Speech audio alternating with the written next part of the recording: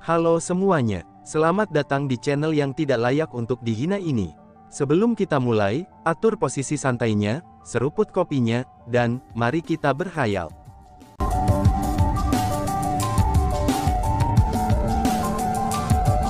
Melanjutkan cerita sebelumnya, kamu, seru pria ceroboh itu. Mendengar apa yang dikatakan Chu Feng, pria yang tampak ceroboh itu segera menjadi sangat marah. Dia mengangkat tinjunya, dan tampaknya ingin menyerang Chu Feng. Namun lama-kelamaan, dia pun mulai ragu. Hingga pada akhirnya, dia menurunkan tinjunya yang terangkat dan berkata, "Aku akan membiarkanmu terus bertindak arogan untuk saat ini. Namun ketika saudara aku datang, itu akan menjadi saat ketika kamu menyesali tindakan kamu," ucap pria ceroboh itu. Setelah itu, ia mulai berjalan ke arah si gendut dan mulai menyembuhkan lukanya. Semua orang yang bisa datang ke sini, setidaknya mereka adalah spiritualis dunia jubah emas.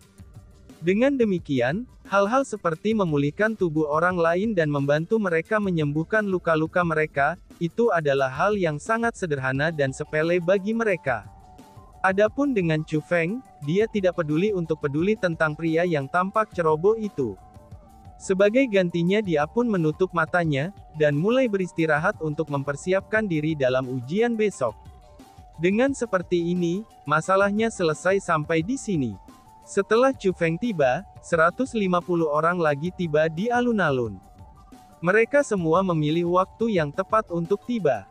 Mereka semua berencana untuk menghabiskan malam, dan kemudian menjalani ujian kedua esok hari. Hal yang layak disebutkan adalah, bahwa 150 orang yang datang kemudian juga bukan karakter biasa. Di antara mereka semua, banyak juga para ahli. Selanjutnya, 9 di antara mereka bahkan ahli di setengah kaisar bela diri.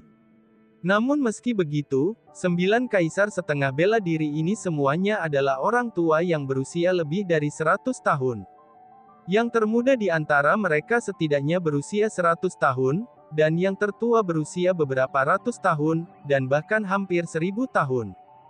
Di antara mereka semua, 5 di antaranya adalah pria tua, dan ada juga 4 wanita tua. Ketika mereka tiba, mereka sudah mendekati malam hari. Namun mereka tidak mencoba memperebutkan tempat untuk tinggal, dan malah duduk di tanah yang kotor. Kemungkinan alasannya adalah, karena mereka memiliki karakter moral yang sangat tinggi, dan bahwa mayoritas orang yang menempati tempat tinggal adalah dari generasi yang lebih muda. Setelah malam tiba, jumlah orang yang mulai datang juga tidak berkurang. Justru sebaliknya, itu semakin banyak orang yang mulai muncul. Pada saat itu mencapai jauh ke dalam kegelapan malam, lebih dari 1000 orang telah tiba di alun-alun. Hal ini pun mengubah plaza yang sebelumnya kosong dan luas, kini menjadi daerah yang ramai dengan kebisingan dan kegembiraan. Pada saat ini, bahkan ahli tingkat setengah marsial kaisar sudah berjumlah 56 orang. Seperti half martial emperor yang telah datang sebelumnya, mereka semua adalah generasi yang lebih tua dan telah hidup selama beberapa ratus tahun. Chu Feng sendiri bisa merasakan, bahwa mayoritas dari mereka hanya di peringkat setengah marsial kaisar. Selain itu, jika menilai dari aura mereka, tidak ada dari mereka yang memiliki bakat luar biasa atau kekuatan pertempuran yang menantang surga. Mereka semua adalah orang-orang yang telah berhasil mencapai tingkat half martial emperor melalui akumulasi yang rajin, tekun, dan juga konsisten dari waktu ke waktu. Seperti kata pepatah, semakin ramai suatu tempat, maka semakin banyak pertengkaran akan terjadi. Ketika semakin banyak orang tiba di alun-alun yang relatif kecil ini, alun-alun itu tidak lagi senyaman sebelumnya. Para ahli dari generasi yang lebih tua pada umumnya akan tetap tenang, dan tidak mau repot-repot melawan generasi yang lebih muda. Namun untuk anggota generasi muda, semuanya adalah individu yang sombong dan angkuh, karena mereka tidak mau bermalam di tanah.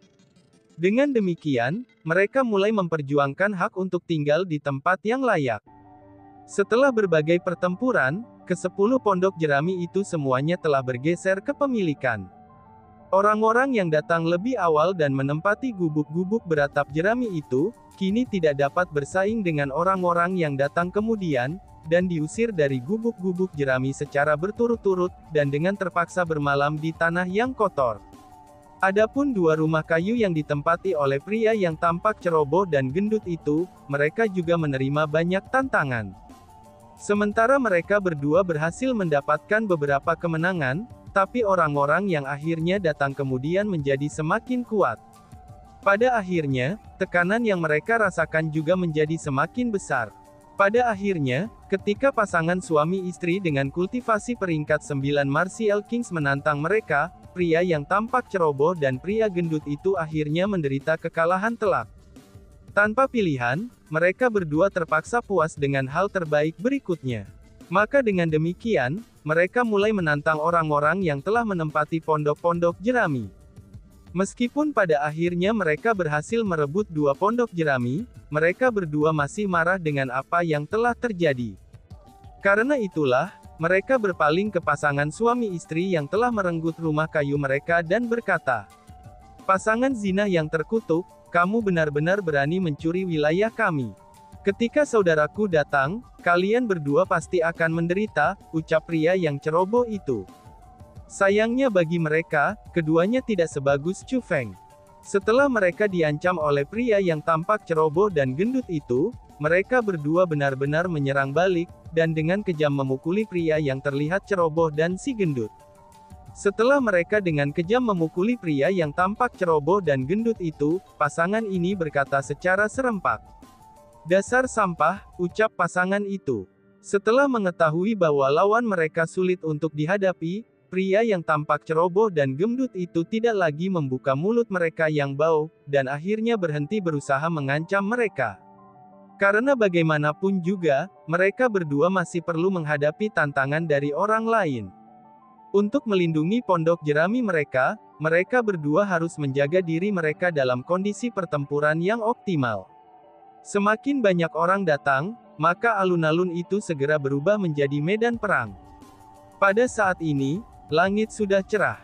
Namun tidak hanya pertempuran untuk memperebutkan tempat tinggal tidak menurun, tapi itu bahkan menjadi lebih ganas. Bahkan itu berubah yang awalnya dari pertempuran antar individu, desen kini menjadi pertempuran antar kelompok. Riak energi memancar di sekitar, dan suara ledakan melonjak tanpa henti. Maka secara otomatis, tidak ada yang bisa tidur dengan tenang. Saat masalah ini berdiri, Chu Feng bisa mengatakan bahwa mayoritas generasi muda tidak berebut tempat tinggal untuk beristirahat. Namun sebaliknya, mereka melakukannya untuk membuktikan kekuatan mereka. Dengan demikian, untuk menunjukkan kekuatan mereka, mereka saling bertarung dan merebut satu sama lain. Namun ada satu hal yang mengejutkan Chu Feng. Tidak peduli seberapa kuat pertempuran untuk memperebutkan tempat tinggal yang lain, dan dengan anehnya tidak ada yang datang untuk menantang rumah batunya. Begitu banyak, sehingga orang-orang bahkan menatapnya dengan tatapan hormat. Bahkan untuk beberapa ahli tingkat setengah marsial kaisar saja, mereka dengan ramah akan mengangguk pada Chu Feng ketika mereka melihatnya. Pada awalnya, Chu Feng benar-benar merasa bingung dengan reaksi semacam ini dari orang banyak. Namun setelah memikirkannya, Chu Feng akhirnya menfapatkan dugaan. Mungkin karena orang-orang itu melihat bahwa kultivasi Chu Feng yang tidak tinggi, namun ia menempati rumah batu yang paling terbaik. Karena itulah, mereka berpikir bahwa ia harus memiliki asal-usul yang luar biasa, dan itulah sebabnya tidak ada yang berani memprovokasi dia. Ketika orang-orang yang datang lebih awal tidak berani memprovokasi Chu Feng, orang-orang yang datang kemudian juga tidak akan berani memprovokasi Chu Feng. Pada akhirnya, tidak ada yang berani memprovokasi Chu Feng. Meskipun ini hanyalah tebakan Chu Feng saja, tapi itu masih merupakan hal yang baik bahwa tidak ada yang mengganggunya. Namun sayangnya, hal yang baik tidak akan bertahan selamanya. Ketika malam berubah menjadi siang, dan matahari mulai bersinar dari ufuk timur, seorang pria muncul dan menghancurkan ketenangan Chu Feng. Menilai berdasarkan usianya, usia pria itu seharusnya mirip dengan usia Chu Feng, dan dia berada di awal usia 20-an. Namun meski begitu, penampilan dan pakaiannya sangat eksotis. Orang itu juga tidak memiliki banyak rambut. Namun setiap helai rambut yang dia miliki, semua rambutnya berdiri tegak. Gaya rambutnya itu mirip seperti landak. Matanya tidak terlalu besar, namun kedua matanya berputar-putar. Orang itu ternyata bermata juling. Dibandingkan dengan gaya rambut dan matanya, hidungnya bisa dikatakan relatif normal. Hidungnya tidak panjang, dan juga tidak runcing. Hidungnya itu tampak persis seperti siung bawang putih. Namun untuk mulutnya, itu terlihat sangat tidak menyenangkan. Mulutnya itu sebenarnya bengkok. Itu adalah satu hal untuk mulutnya yang bengkok, tetapi sebenarnya mulutnya itu bengkok sedemikian rupa, sehingga sepertinya dia memiliki senyum mengejek sepanjang waktu. Bahkan hanya dengan memandangnya saja, seseorang ingin memukulinya. Terutama ketika penampilan wajahnya bergabung dengan pakaiannya, ia bahkan tampak lebih seperti seseorang yang ingin dipukuli. Tubuh bagian atasnya benar-benar telanjang, dan dia setipis batang korek api. Yang seolah-olah tubuhnya ini adalah lapisan kulit di atas tulang tanpa. Bahkan tidak ada sedikit pun jejak otot pada dirinya. Dan jika seekor monyet dicukur, itu akan terlihat lebih berotot daripada dirinya. Sungguh menakjubkan bagaimana dia berani menunjukkan sosok seperti itu. Sementara dia mengenakan pakaian di bagian bawah tubuhnya, itu hanya sepasang celana dalam yang besar. Celana dalam itu berwarna hijau. Jika hanya sesederhana itu, maka celana dalam itu akan baik-baik saja. Namun untuk celana dalamnya ini, selain bagian bawah hanya berwarna hijau, sisanya benar-benar ditutupi dengan bunga. Itu benar, celana dalamnya dipenuhi dengan bunga. Ada peoni pohon, mawar Cina, mawar merah, bunga prem, bunga osmanthus, bunga persik, dan segala jenis bunga lainnya. Celana dalamnya itu terlalu berbunga-bunga. Namun yang terpenting adalah, semua bunga itu disulam ke celana dalamnya. Yang menjahit celana dalam itu benar-benar indah dan luar biasa. Di tubuhnya, selain sepasang celana dalam besar itu, satu-satunya hal lain yang ia kenakan adalah sepasang alas kakinya. Mereka adalah sepasang sandal jerami, yang terbuat dari sejenis tanaman khusus. Sementara sandal jerami biasa yang dikenakan orang semuanya sederhana, dan berpenampilannya juga rendah, tapi pasangan sandal yang ia kenakan tidak biasa. Mereka sebenarnya multi-warna. Lebih jauh lagi, mereka tidak cocok dengan warna yang berbeda. Satu pasang sandal berwarna hijau, sedangkan yang lain berwarna merah. Penampilannya ini benar-benar mencengangkan. Ketika pria ini tiba, mata semua orang bersinar karena terkejut. Bahkan ada orang yang tidak bisa menahan diri, dan akhirnya tertawa terbahak-bahak. Namun seperti kata pepatah, dunia itu besar dan penuh dengan hal-hal luar biasa. Sebelumnya, Chu Feng telah menemui semua jenis orang sebelumnya. Untuk seseorang seperti dia, Chu Feng hanya akan tersenyum, tetapi tidak terlalu memperhatikannya. Saudara, akhirnya kamu datang juga, ucap pria gang ceroboh. Namun yang mengejutkan semua orang adalah, tepat pada saat ini, pria yang tampak ceroboh dan gendut itu benar-benar melemparkan diri mereka di hadapan orang aneh itu sambil berlutut di tanah. Mereka meraih paha pria itu, dan kemudian mulai menangis. Cih, mungkinkah orang ini adalah kakak laki-laki yang tampak ceroboh itu? Mungkinkah yang dimaksud tuan kecil itu yang tak seorang pun di tanah suci martialism tidak akan tahu adalah dia? Semua orang yang hadir mulai bergumam. Itu karena, lelaki yang tampak ceroboh dan si gendut itu akan selalu menyebut kakak laki-lakinya, itu setiap kali seseorang menantang mereka demi tempat tinggal mereka. Mereka akan membual tentang kakak mereka, dan seolah-olah dia adalah dewa. Jadi, meskipun semua orang tahu bahwa mereka hanya membual, tapi mereka tetap ingin tahu tentang kakak mereka. Sial, keparat mana yang kalahkan kalian berdua sampai seperti ini? Orang aneh itu berbicara dengan sangat marah. Meskipun kata-katanya penuh dengan kemarahan, tapi ketika orang banyak mendengar pidatonya, mereka tidak dapat menahan diri dan tertawa terbahak-bahak. Dan ternyata, pria ini juga gagap. Apa yang kamu tertawakan? Sebentar, kakekmu akan membuatnya begitu, sehingga kamu tidak bisa tertawa lagi. Orang aneh itu menunjuk ke arah orang-orang yang tertawa, dan kemudian mengancam mereka. Ketika dia selesai mengucapkan kata-kata itu, celana dalam bunga besarnya bergetar ringan. Setelah itu, aura penindas tersapu keluar dari celana dalam bunganya seperti kentut, dan dengan segera menelan seluruh alun-alun. Begitu penindasan ini muncul, seluruh plaza mulai bergetar. Pohon-pohon di sekitarnya mulai goyah ke kanan dan ke kiri, dan banyak orang dengan kultivasi yang lebih lemah berubah pucat, kemudian dengan tidak berdaya jatuh ke tanah saat merasakan kekuatan yang menindas itu. Orang aneh ini telah menunjukkan kekuatannya. Selanjutnya, ia berhasil mencapai tujuannya. Peringkat 7 Martial King, ini adalah kultivasi orang aneh ini. Kultivasinya berada di atas Chu Feng.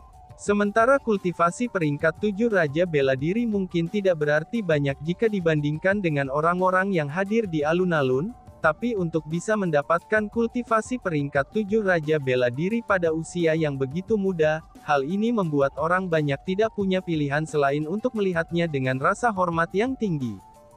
Selain itu, auranya juga luar biasa. Karena semua orang yang hadir adalah seorang spiritualis dunia jubah emas, maka mereka semua memiliki persepsi yang sangat tajam.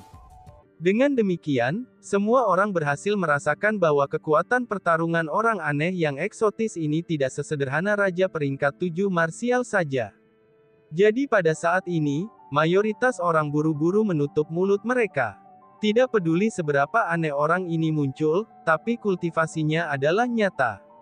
Dengan kultivasi seperti itu di usia yang begitu muda, maka tidak ada yang tahu apakah dia mungkin memiliki pendukung yang kuat di belakangnya atau tidak.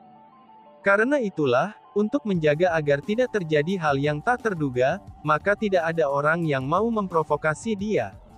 Menarik, orang ini sebenarnya memiliki kekuatan pertempuran 3 tingkat di atas kultivasinya, gumam Chu Feng. Tatapan yang digunakan Chu Feng untuk melihat orang aneh itu, kini menjadi serius. 3 tingkat di atas kultivasinya, ini sama saja dengan kekuatan pertempuran Chu Feng. Selanjutnya, jika Chu Feng menggunakan petir ilahinya, maka dia hanya bisa mencapai peringkat 7 Raja Bela Diri. Mengingat usia dan kultivasi orang yang aneh itu, dia sama-sama cocok jika dibandingkan dengan Chu Feng. Karena itulah, dia pasti tidak bisa diremehkan. Selanjutnya, Chu Feng bisa merasakan aura yang bahkan lebih berbahaya daripada Bai Yun Xiao.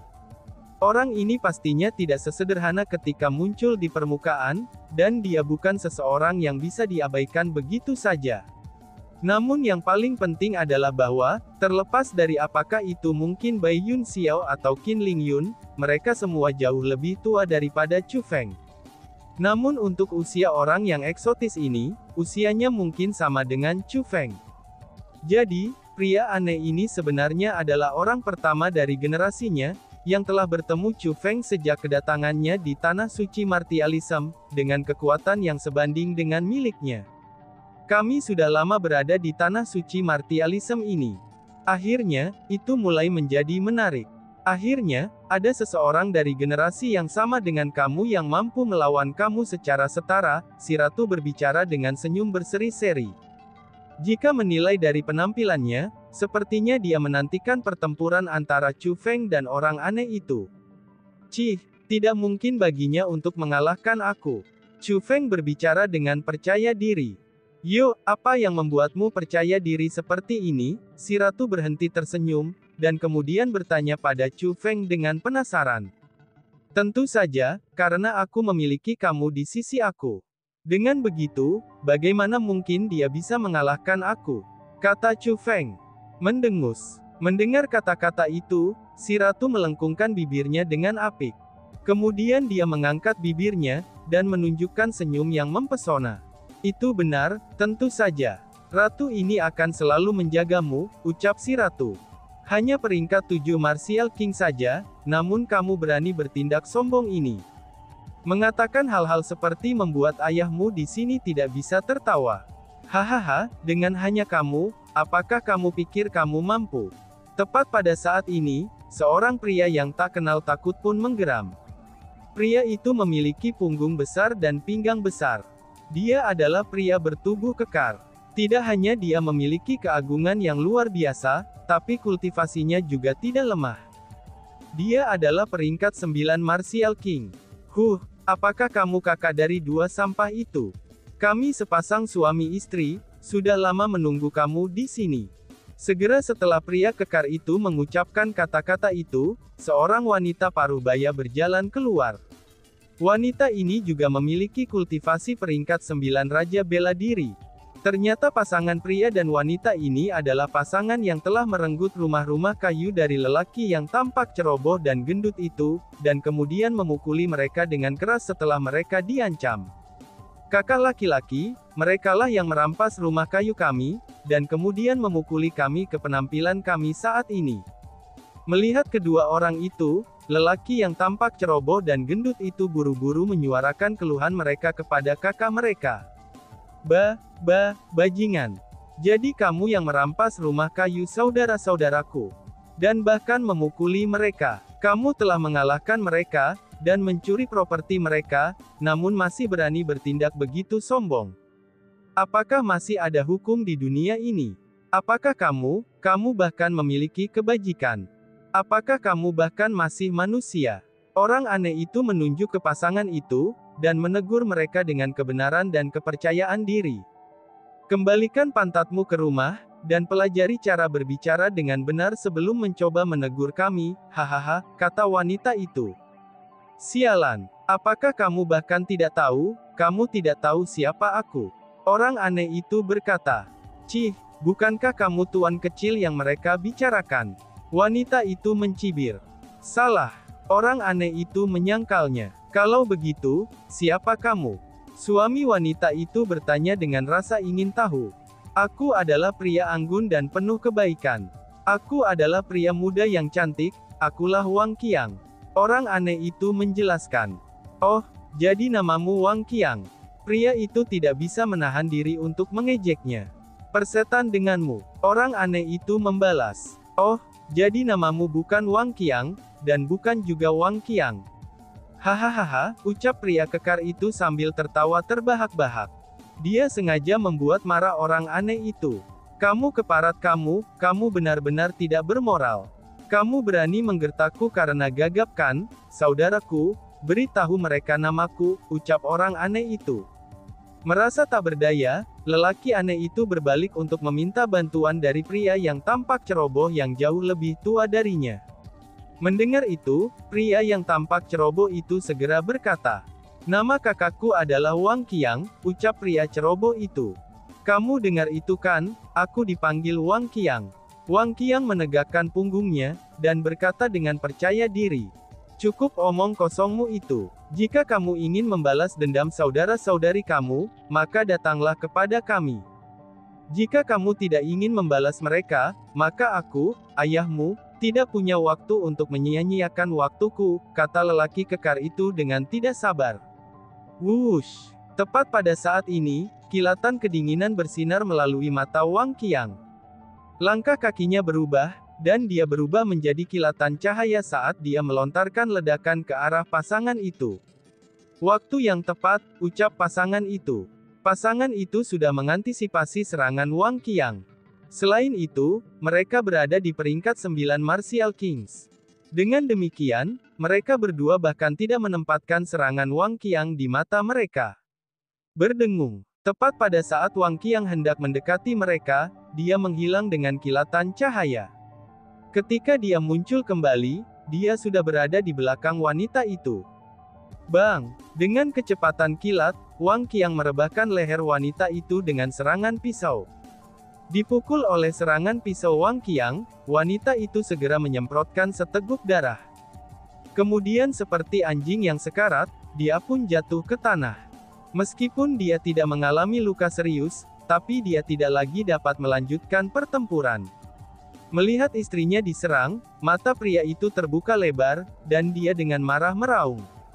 "Mencari kematian!" teriam pria kekar itu. Pada saat ini, energi bela diri mengalir di seluruh tubuhnya, dan bahkan memancarkan dari permukaan tubuhnya.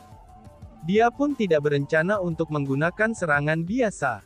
Namun sebaliknya, ia berencana untuk melancarkan serangan balik kepada Wang Qiang menggunakan keterampilan bela diri.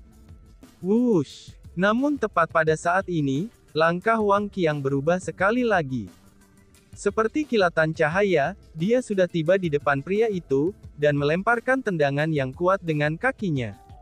Pada akhirnya, dia tidak hanya menghentikan serangan pria itu, bahkan tendangannya juga dengan kejam mendarat di kepala pria itu. Menjerit, diserang oleh kakinya, itu menyebabkan pria kekar itu menjerit kesedihan. Kemudian seperti istrinya sebelumnya, dia jatuh ke tanah dan mulai bergerak lalu menjerit. Wang Qiang telah mengalahkan orang-orang dengan kultivasi yang lebih tinggi darinya. Meskipun dia menghentikan serangannya saat mereka dikalahkan, tapi dia bagaimanapun juga telah berhasil membujuk kerumunan dengan kekuatannya. Pada saat ini, banyak orang yang hadir tidak dapat menahan diri dan menghirup udara dingin. Pandangan yang mereka lihat pada Wang Qiang, seketika saja semuanya mulai berubah. Orang aneh dengan nama Wang Qiang ini, dia sudah jelas lebih kuat dari yang mereka bayangkan. Melihat tatapan terkejut dan ekspresi heran pada kerumunan, bibir Wang Qiang melengkung ke atas menjadi senyuman. Dia tertawa dengan vulgar, dan kemudian dengan keras berteriak, "Siapa lagi?" teriaknya, dan tiba-tiba saja bersambung. Sekian dan terima kasih banyak. Bye-bye.